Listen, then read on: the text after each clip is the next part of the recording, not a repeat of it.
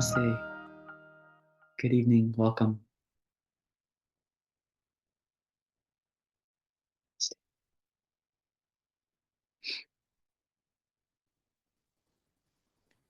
We'll begin our study of Upanishad with a simple meditation.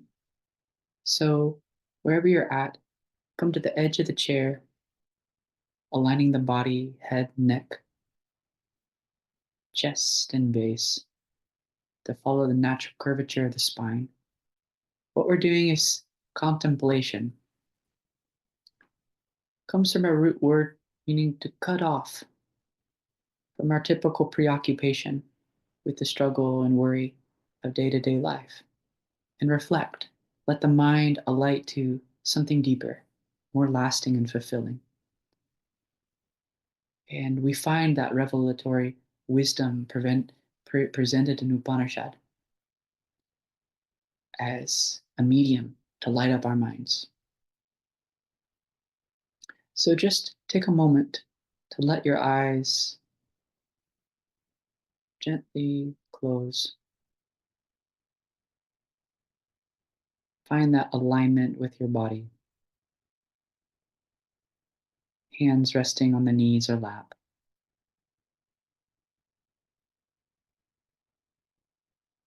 Attention softly resting between the brows, the Brahmadhya.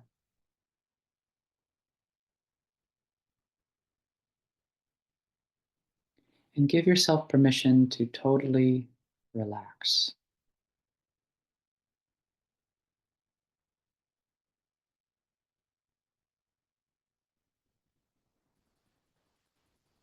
All parts of the body surrendering to the bone.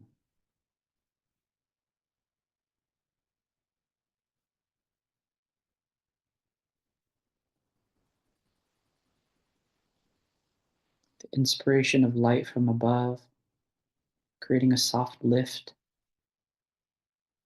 where the mind can think high and contemplate. But the feet on the mat or floor below, giving you that sense of support and stability where you're resting.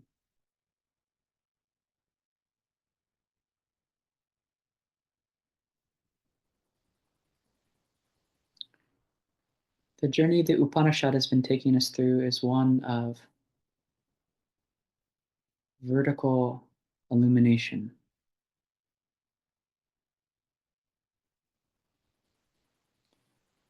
Our mind is really made up of three parts: the gut, the emotions, and the thinking. Most of the time, our discernment or thinking is very much influenced in a horizontal direction based upon our emotional demands for belonging and our physical demands of safety.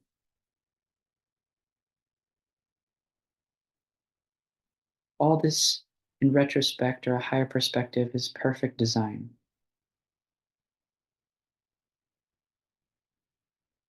But human being is unique in that we have the capacity to fuse these three in one holistic pursuit.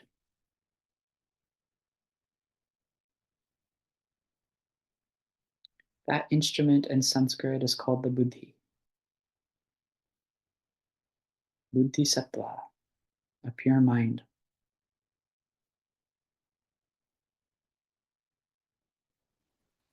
A pure mind has the capacity to uplift oneself from the matter instruments to get a whole picture of oneself as the spirit overwhelming the matter.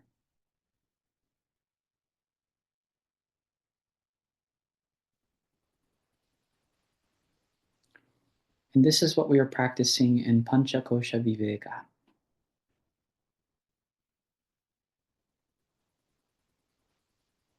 I observe my body, sitting still in meditation. And that proves myself, my presence, as something more. In that very observation, I transcend.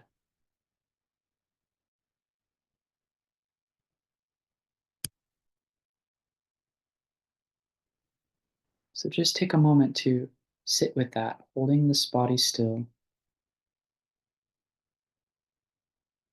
attention softly resting within in that focal point, feeling the natural flow of breath,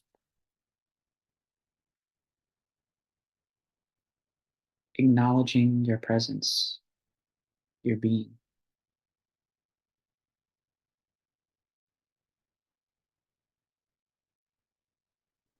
This body is never away from being, but your being transcends the body. And as we'll see tonight, it is why the Upanishad says that this knowledge gives you fearlessness to roll with the changes of the body, but not dissolve with them, to continually recreate your identity. That's possible with a point of view.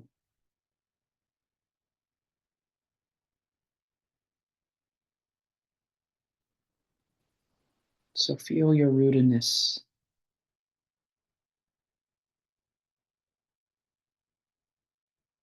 Feel the crown stretching to the sky.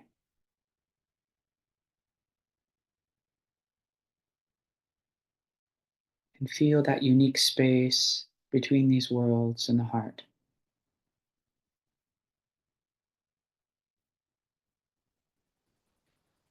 The heart knows this truth.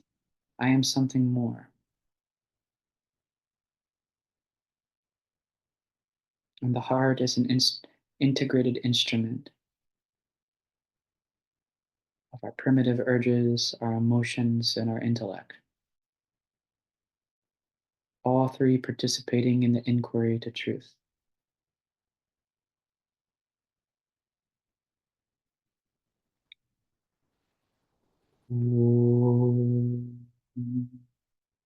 Aham vrikshasya reriva कीर्तिपृष्ठं गिरेरिव पूर्वपवित्रवाजिनीव समृतमस्मि द्रविणगुं सवर्चसं सुमेधामृतोक्षितः इति त्रिशङ्कुर्वेदानुवचनम् ॐ अहं वृक्षस्य रेरिव कीर्तिपृष्ठं गिरेरिव पूर्वपवित्रवाजिनीव समृतमस्मि द्रविणगुं सवर्चसं सुमेधामृतोक्षतः इति त्रिशङ्कुर्वेदानुवचनम् ॐ वृक्षस्य रेरिव कीर्तिपृष्ठं गिरेरिव पूर्वपवित्रवाजनीव स्मृतमस्मि द्रविणगुं सवर्चसं सुमेधामृतोक्षतः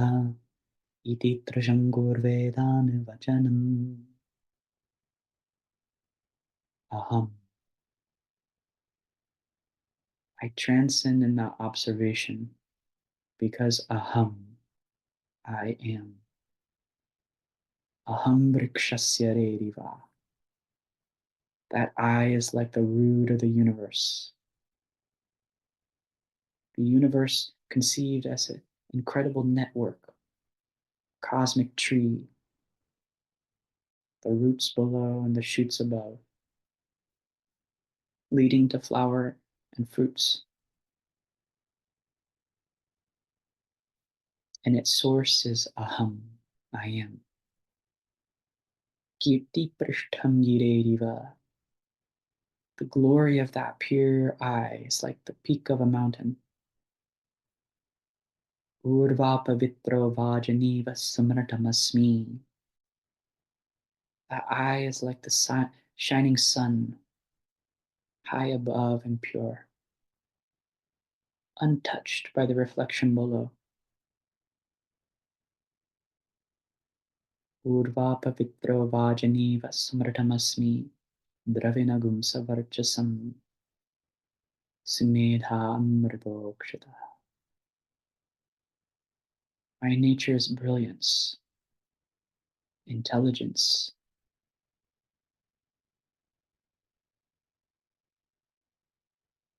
As I sit here, I feel myself as that baby Trishanku, completely devoid or stripped of the labels the society, family, friends, well-wishers, enemies have put upon me, and even devoid of the thoughts and different ideas I've engaged in about myself being lesser than or greater than. I feel myself as pure, peace itself. Aham brakshasya deriva, kirti prashtangireriva, urva pavitra vajaniva samratamasmi, dravinagum savajasam, smedham mridokshit, iti Trishankur Veda.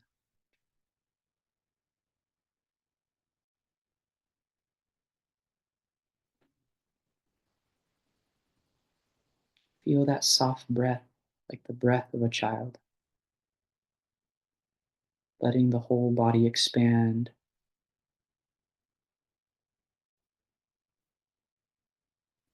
letting the whole body release.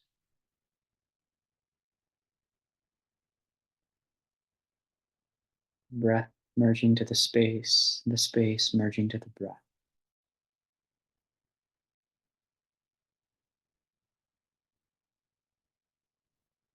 Let your body smile with the breath.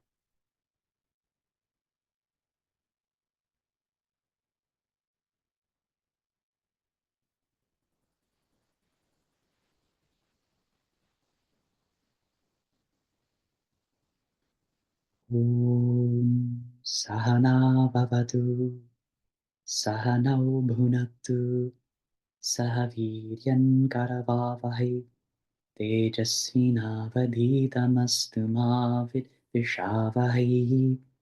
Om Shanti Shanti Shanti. Peace be, peace be, peace be. Relax, relax, relax. Hari.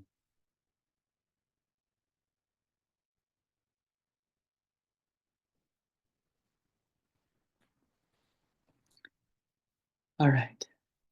So it's this quality of mind, sattva buddhi, that we need to reflect upon these sacred words of the scripture, where my deeper, fundamental bodily nature, my emotional profile, and my capacity to reason it out are all flowing together in one energy in the inquiry process.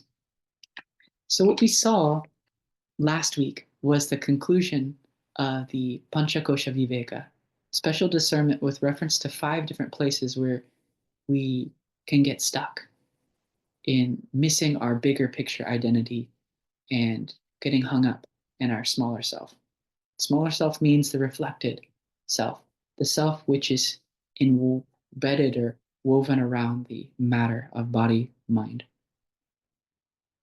So I'll just chant that mantra that closed, just for remembrance sake. If you have that PDF, it is on page 33. And if you didn't get a copy of that, I'd be happy to share that with you. There's a PDF circulating in our group.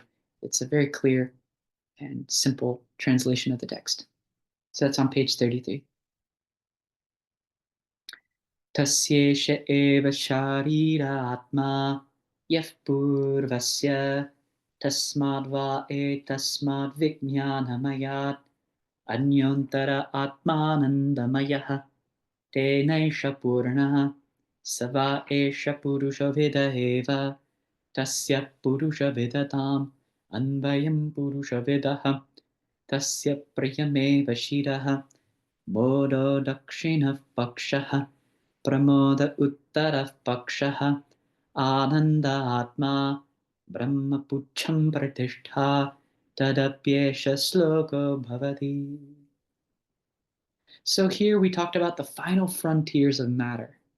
And at its subtlest core, this kosha, or this reflective entity, was again conceived as a bird, perhaps flying to the truth.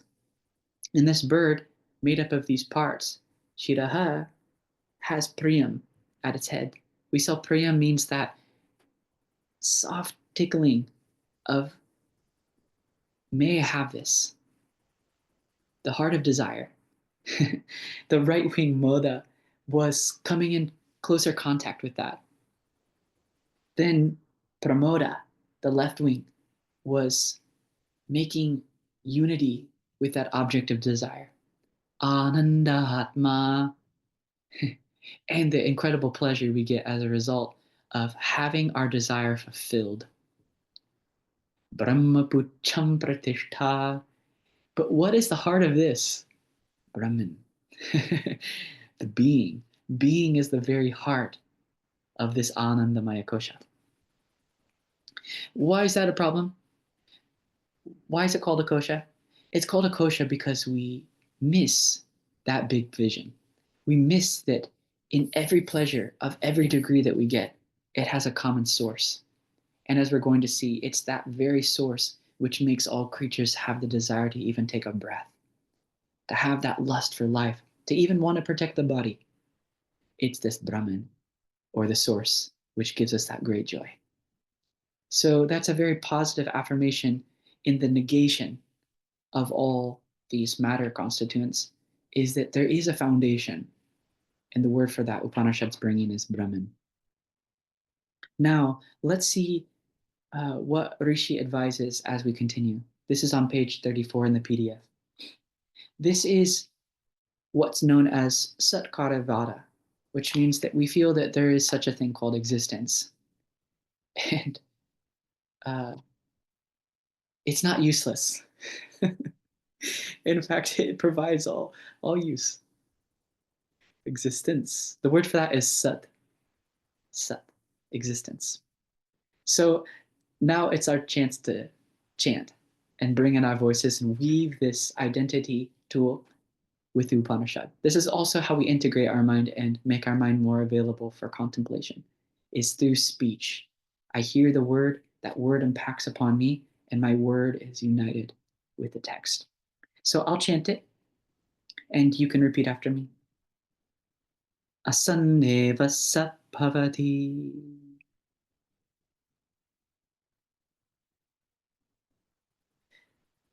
Asad brahmeti veda chet. Asat Brahme iti Vedasit. Asti brahmeti ched veda. Asti Brahmeti Ched Veda. Santamenam Santamenam. tato viduriti. Tatto Vidiriti. Tasyesha eva sharira atma. Tasyesha Aiva Sharira Atma. Yaf purvasya. Yah Purvasya. Okay, we're going to try that again. And this is a shorter mantra, so no harm in that. And it's just so fun to chant. So let's see. Asanneva sabhavati. Asanneva Sah Bhavati. Asad brahmeti veda chet. Asad Brahme iti Veda Chet. Asti brahmeti ched veda. Asti Brahmeti Ched Veda. Santamenam tato viduriti. Santameti etam tato vedarititi Viduriti. viduriti Tasyesha eva sharira atma. tasyesha eva sharira atma Yaf purvasya. yaha purvasya. So this mantra closes with an affirmation of that former kosha. What was that? Anandamaya, the bliss sheath, the self. Atma is the essence. What does Atma mean? So when we say that word Atma, when I say some word like tree, tree is a word that will come up in your memory, and then it will shine as a pratya, a piece of knowledge by which you can say, oh, I relate to the tree. I've seen that before. And therefore you can also wipe it off with a new thought, like all the other words that I'm saying strung together. But when we say the word Atma, it doesn't land as an object. It means the ground of who you are, the I experience. When you say I, where does that land? Where does it resolve? Not in a thing, but you're still there. And that doubt can come in the mind of a beginner meditator, a student of Upanishad. Hence why it's asserted. And also why the first statement here says, Asanneva sa bhavati. Asata eva sah bhavati. Asata. That's the statement. If one takes themselves or knows that this Brahman takes this Brahman as asata, non-existent, the Upanishad gives us a warning and says they themselves becoming non-existent. They destroy themselves when they take it to be empty or non-existent. On the contrary, if one knows this Brahman, Veda Chet Asti, as existence, they become existence itself. So what that's meaning is that we feel that you can't have some existent thing without existence itself. There's no such thing as emptiness. Maybe empty of qualities or attributes, but not of substance itself. That's the position that we feel. Then I could reason that out. For example, you could say, well, I just negated everything, but then you're still there. And then who's doing that? Or even Adi Shankaracharya poses the question in some of his commentary. If you assert your non-existence, then you are very much there. So therefore you can't get away from yourself. You're always yourself. So Upanishad says, claim that, own that up, that beingness or that existenceness. Asti brahmeti ched veda. And what, as a result of that happens? Santamenam tato viduriti. Upanishad says you become well-rooted then, a well-rooted person, santam. So that requires some guidance because in the negating of all things, you're left in a state of calm and peace and quiet. So then a doubt can arise in that quiet space. Is there really anything beyond this? And Upanishad Guru says yes, there is. The I requires no proof. It's not empty. It's self-existent. Santamenam tato vidirite tasyesha eva sharira atma yaf purvasya. So this is a very positive, life-affirming philosophy, a vision that everything has a foundation or a base, not empty. Continuing. Why that's also special is because then everything can become meaningful. All things have a common source, have their being in the Brahman or in Atman. Now, further, we find that Guru's instructing in a certain way that keeps the students' minds following the vision of the Shruti. Now, question comes. So students are curious, and they're trying to work this out in their mind. And as they're working this out, they may have not come to that full-blown experience as a result of their meditation. You know, going through the koshas, the physical body, the physiological body, the mental body, then the intellectual body, and then the very heart of what's sustaining those, that experience of pleasure. Now, to break through that requires the pramana of the scripture. So prior to that, some doubts are here in the mind of the student, and those are very pertinent questions asked in this next mantra. So let's see what they were asking. It's quite interesting.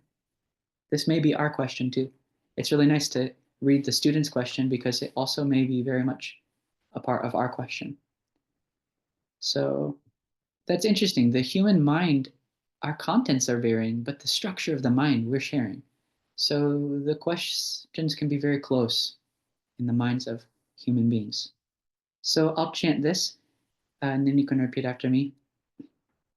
Atato anuprashnaha Atato prashnaha uta vidvan uta vidwan amum lokam pratya anulokam pratya kaschana gacchati. kaschana gacchati. You have to hold that E really long. That's intentional. I'll come to that in a bit. Aho vidvan Aho vidwan amum lokam pratya amum lokam pratya kaschat samashnuta. kaschit samad ashnuta. So long, Pluta. Yes. Oh, ooh. We have to Ooh. chant that ooh. Oh That's yeah. there too. Ooh. That's a question word. Okay, let's try that once more. Atato anuprashnaha Atato anuprashnaha uta vidvan amum lokam pratya uta vidwan amum loka pratya kaschana gacchati. kaschana gacchati. Aho vidvan Aho vidwan amum lokam pratya amum lokam pratya kaschit samashnuta. Ooh. kaschit samanutau. This is how you waken your kundalini. Just open your mouth, aha, and just let it out. But, Let all of your but, frustrations go. but when do you, which word you say you prolong like that? I mean, Yeah, there's Shushila, that no is. symbols or anything. Oh, okay. So it may not be in the English transliteration. In the Devanagari, I'll give you a little indicator. See, I'm just curious. I'm not an expert on this. Sure. Yeah, I'm no expert in Sanskritam either, but No. I'll give you a little basic knowledge that can help us chant. So the last word in that first sentence says gacchati. Gacchati. Gacchati means go, to move. And that in the Devanagari, in the script, you'll find what looks like a little curly 3 symbol. That's Oh, indicating this Pluta. oh, thank you. This is called Pluta, and Pluta means a prorated or prolated, excuse me, or extended vowel that's 3 beats long. Most classical Sanskrit, you only hear 1 or 2 beats. E, e, a, ah, ooh. But in this Vedic, very ancient kind of Sanskrit, you'll get this thing called a pluta, where it has 3 matras. Instead of eat, eat, ee. Oh, Ooh. Like that. Ah, ah, ah. So it goes long like that. thank Yeah. So it's also very interesting too in Vedic astrology, Jyotisha, a pluta also means flood, a flood. So you can make a kind of connection there, long or extended. So hrasva is the word for short. Dirga means long, a longer vowel like ah, and then pluta ah means it's taking an extra beat, 3 beats. So similarly with the ending of that last sentence, kaschit samashnuta, samashnuta, it's held out long. So why is it held? Is because students asking a question here. So the Vedic Sanskrit will employ this pluta or this elongated vowel in times of curiosity and also times of alertness. So it's to create that kind of attention. It's an attention grabber. You know, maybe in the English language we use things like exclamation point. Now that's become so happy, or I mean so convenient that sometimes even when we don't really mean it, we're using that. to indicate that we're, things are okay between us. Ah, So you just put that exclamation part, and then you feel that everything's all right. wake oneself up, I guess. Yeah. Yeah, yes. So what are these questions? The student has two questions here. Atha, now, ataha, therefore, anuprashnaha. Anuprashna. Prashna means a question. There's two of them. The first question is, Uta vidvan amum lokam pratya kaschana gacchati. The first question, which is quite vexing to a beginner, is, does someone, okay, let's take an example. I'm starting to assimilate what this Upanishadic wisdom is saying is that there's nothing but Brahman. The whole thing is one Brahman, and the very foundation is Brahman. So a question can arise in my mind. Let us take an avidvan. Avidvan, do you see that word? Avidvan means one who doesn't know this. You're telling me I have to gain the knowledge. Jnanam is moksha. Jnanam is freedom because I'm already that. So let's take somebody who doesn't know that they are love and light. When they leave this world, kaschana gacchati, do they go there? That's the question. Go where do they mean? Go to Brahman. So the student has not fully understood the meaning of Brahman yet. So they're asking, if somebody doesn't know Brahman and they leave this world, meaning they die, their body dies, do they reach the Brahman? That's the first question. It's quite interesting. Maybe we've thought the same. Maybe that's been your question too. So if I don't know this truth of love and light, where do I go? Or where does that person go? Where's our final destination? So that's the first question. Now, what's the second question? Probably even more important, especially in modern versions of this wisdom. It says, Aho vidvan amum lokam pratya kaschit samashnuta. So the second question says, does the knower, vidvan, one who knows this wisdom, leaving this world, obtain that? Samashnute. So those who know Brahman, when they leave the world, do they attain to that Brahman? So here the student's asking good question, but it's not one that can be answered directly. More reflection is necessary. Why is the reflection necessary? Is because the question is revolving around who they are with reference to the body, mind, and ego. So maybe a further follow-up question could be asked, who's going? Who's traveling? And leaving where?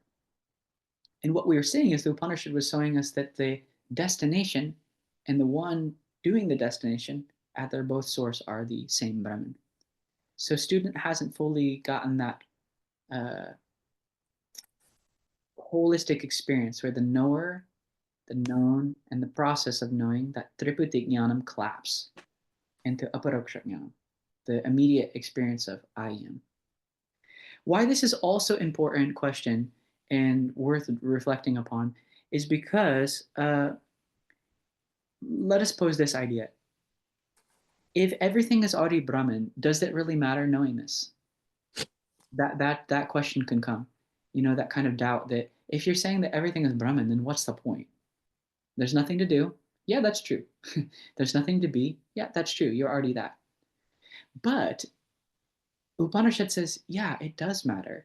Because when you don't know that, then you're operating from a smaller perspective. And then that can lead to further suffering. So Upanishad says, know thyself as the big, Brahman, Bratva, Brahman. And therefore, operate the body, mind, ego from that standpoint. And what do we mean by big? The source of joy, Anandamaya Kosha, the foundation of that is you. So if you think you're lost, you are. If you recognize that you're not, you're really not. And you were never lost to begin with. You're always found. Wherever you are, there, wherever you go, there you are. That's said in another Upanishad, pratibodha viditam matam. Wherever your mind lands, there's the spirit. You don't have to go anywhere. But if I don't recognize that, then this constant cat-mouse game of chasing after experiences and always feeling unfulfilled as a result of experiencing them. So that game collapses in this Brahmavidya, and therefore you can really play. Maybe you create more games, or maybe you take some time off, but you're at least at choice. Now, interestingly enough, another reason for this pluta, the reason for that hanging on, kaschitsamashnita, that hang, is that Guru doesn't answer. So I'm giving you some of my thought process on this, why these questions come. But Guru doesn't answer here. Guru just, okay, let's go. Let's continue the study. Why that's a necessary tactic sometimes, because sometimes giving all the answers create more questions. So this is something to be that experiential being. You call that aparokshajnanam, where there's no medium involved in the knowing of this. It's an immediate kind of knowing. So Guru would rather the student recognize their Brahman nature and then the question dissolve itself. So sometimes when we ask questions, questions give answers, give rise to answers. And those answers again give rise to questions. So the Upanishadic tactic is to just dissolve questions. So instead of creating more answers that lay you to further questioning. Now, Guru wants to continue the teaching, and Guru speaks out of a place of a mystic or an ecstasy kind of experience. And this is how the creation comes about, the kind of big picture of how do we get all of this plethora of name and form and this amazing biodiversity, and how did it all come about? That's spoken of in this next mantra, which we'll chant now. Let me make sure that we're on the same page. Yeah, in the PDF, if you have that with you, it's on page 35. So please just allow me to chant this first. Just listen to the whole thing. It's a bit long, and then I'll break it apart so we can all chant it together. So kamayata bahusyam prajaye yeti satapotapyata satapastaptva idagum sarvam asrajata yadidam kincha tachrishtva tadevanupravishata tadanupravishya satchatyacha bhavat niruktam cha nilayanam cha Vijnanam cha satyam cha nrjam satyam abhavat yadidam kincha tat satyam itya chakshate tadapyesha sloko bhavati. Okay, so several different profound statements here, but don't worry, they're all made up of these tiny little padas. So we just chant these building blocks to make the bigger vakyam or sentence, and we'll be able to chant it no problem. So you can repeat after me.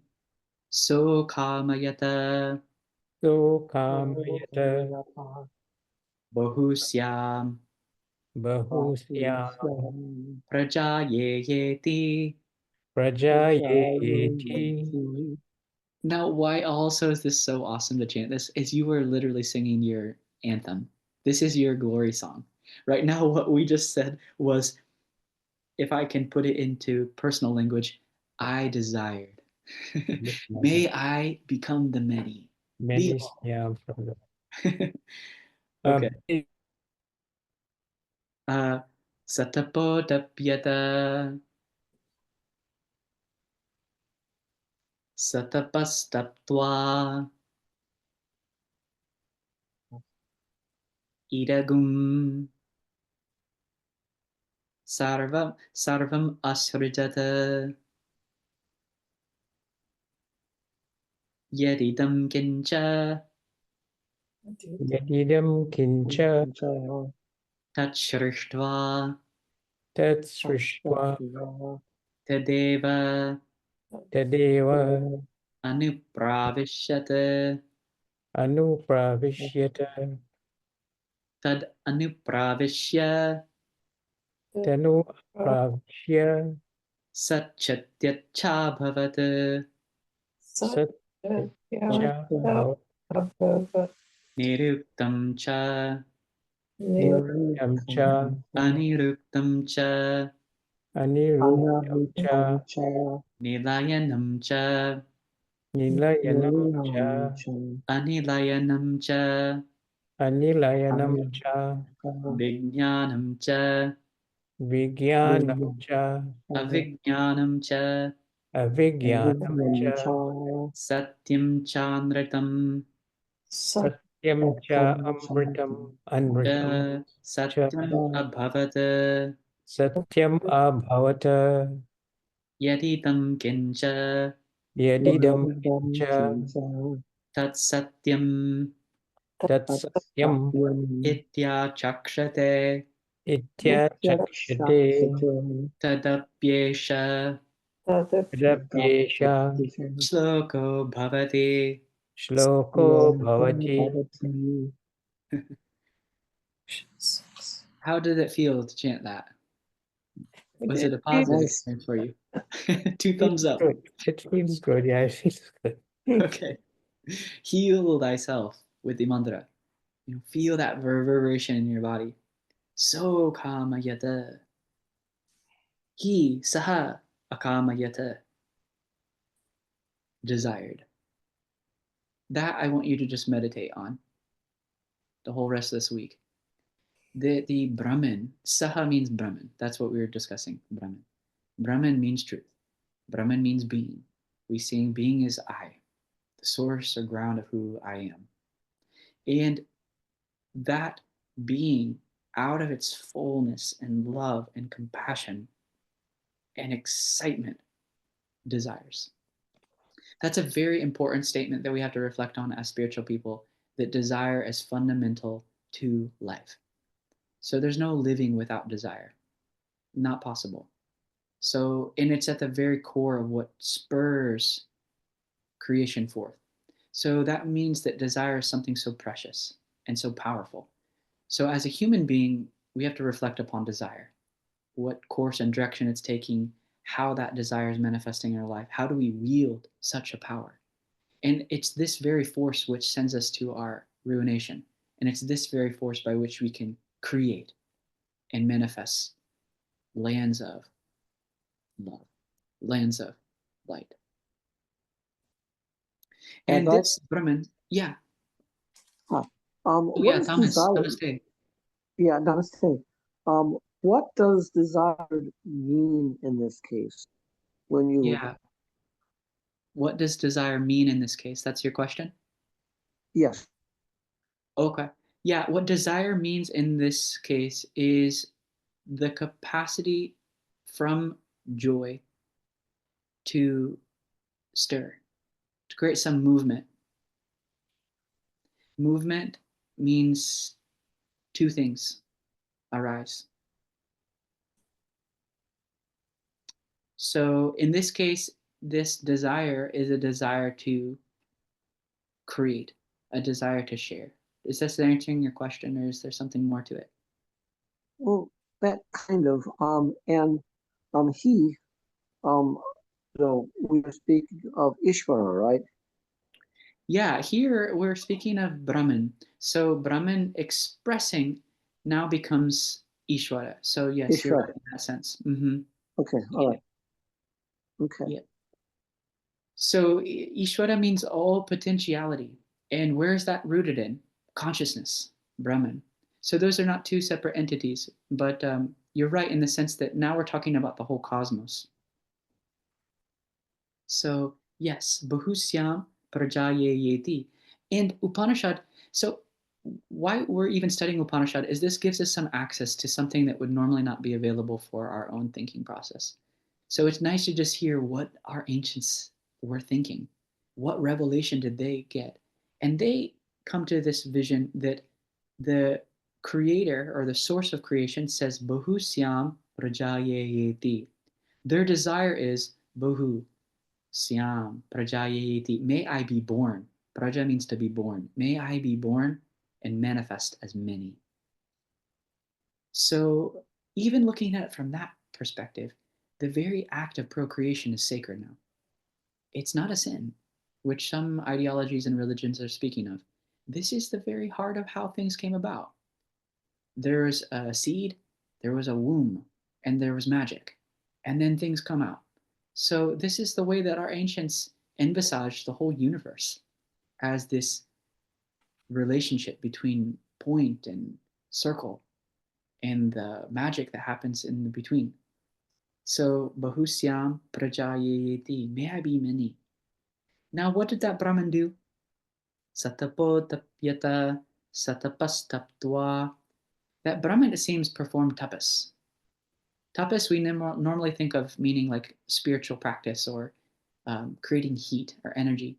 Here it means a persistent desire. That desire became consistent, and Brahman kept with that. So staying with that. You also have to, when you hear these stories, you have to try to internalize them in your own life. Think about anything that you've created and try to draw back in the recesses of your mind how that started. That's a very good exercise to connect your emotions to this teaching. Think about something that you were really proud of that manifested as a result of joy. Really try to tap in, where did that start? How did I nurture that and then bring it to life from that very inkling, that little idea that I had? How did it come out to be a full-blown experience? So trace it back. Here the Rishi showing how it sprung forth. Satapo tapyata satapastaptva. That Brahman persisted with this. Idam sarvam ashrajata. And he created idam, everything that was here, seen and unseen. So also that answers your question, Thomas, too. This kind of creation creates the platform, the unseen, meaning time and space, an ability to veil the consciousness and create dimensionality in it. And then also the seen, the movements of rajas and sattva, be able to reflect upon what I've created. And what was that? Yadidam kincha, everything that's here, no exception. Tachshristva tedevanupravishata. And even more interestingly, Brahman anupravishya enters into these structures. So the creating and the entering is happening simultaneously. So they're not really two separate processes, but for linguistic sake, Upanishad's explaining it this way. So there's a structure, then the consciousness enters. It's kind of something like the sun entering the reflection of the water. The reflected sun and the water are so seamless, but they're all happening on that certain level. The sun is unaffected, something like that. Tadevanupravishate. Now, what are the structures that Brahman uses to express its joy? Those are said here. Satchatyacha bhavata, niruktam cha, nilayanam cha, vijnanam cha, satyam chandratam cha, satyam bhavata. Brahman creates through the changeless, sat, and also tyat, the changing. So the pairs of opposites. Niruktam cha, what becomes definable in what is undefinable. Nilayanam, the substratum. Anilayanam, the substrated. Vijnanam, knowledge. Avijnanam, ignorance. Satyam bhavate, manifest. This truth has manifest as these polarities. I, this, truth, untruth, knowledge, ignorance.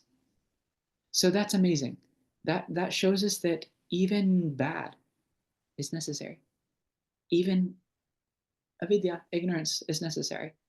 These are the structures that Brahman uses to create. And what's important is that Brahman creating these structures is never away from the structure. So therefore, we're safe. Tadapesha sloko bhavati. So this is a kind of creation story based upon sankalpa, intending. By intending, you can wield and manifest things. And all of us have a certain capacity to do that. We're, as a body, mind, ego, an extension of the creator, the cosmos. So therefore, we can plug into that. I sit with a desire springing from my happiness. I entertain that and spend some more time with it. I nourish it. I start writing about it, speaking about it. Then those words start to form groups and organize my actions and wield different things around me. And before you know it, you're starting to create with the matter. So it all started from what was such a small little movement in the mind. So it's amazing to think about that process from desire to creation itself. And here, Brahman is spoken of as the supreme creator, the very heart of how that comes. And such a statement wouldn't be given without being backed up by a shloka. Tatapyesha sloko bhavati. From this, Rishi now quotes some Vedic verse. So we'll just chant this and we'll explore it more as we come into our class next week. So I'm going to chant it and then I'll give a space for all of us to chant. Asadva idamagra asid tato vai sadajayata tadatmana gum swayam akuruta tasmat tat sukratam muchata iti. Now you can repeat after me. Asadva Asadva idamagra asid idamagra asit tato vai tato vai sadajayata sadajayata tadatmanagum tadatmanam swayam akuruta swayam akuruta tasmat tasmat tat tat sukratam sukratam uchata iti. chata iti. So we'll unpack this mantra when we meet next week. But I just want to highlight one word here in this, which is tat sukratam. According to the Rishi, from this high standpoint of contemplation, that the truth, Brahman, can never be away from the matter. The play, Sattva, Rajas, and Tamas, the five elements, the elements, all the way to you and I, these wandering Purushas in the field of Mithya. The Mithya, meaning the appearance, the play of this matter, can never be away from the Satyam, the truth of it. And from that standpoint, this world is not a prison chamber. The word that they give for this world is Tat Sukritam, a masterpiece. This world is well made. So that vision we have to come to, not only to aham, but also to see the aham in the idam, to see the beauty in the world, to appreciate the nature and our fellow Buddhas or beings around us. That's the full Advaitic vision, to see the God in the world and never away from the world. And from that standpoint, this entire world is in perfect order. That's Sukratam. It is a masterpiece, so masterfully created with effortlessness. So we're going to explore what that means a little bit more when we meet. And we also get a vision that the rishis give us of how even exalted bodies, such as fire, wind, and even the force of death, are governed by or organized around by their sense of separation, their sense of being different from that Brahman, and how all these structures begin to collapse in the wake of Aham Brahmasmi. And what we'll close with this chapter is a very interesting analysis, Mimamsa, on the degrees of Ananda. So Rishi starts giving us some numbers and examples of how various bodies hold different degrees of pleasure from the reflection of Brahman. But one who's well understanding this Upanishad transcends all of those degrees of pleasure. to access their nature as bliss. So we'll see all of that when we meet. Let us close with a prayer.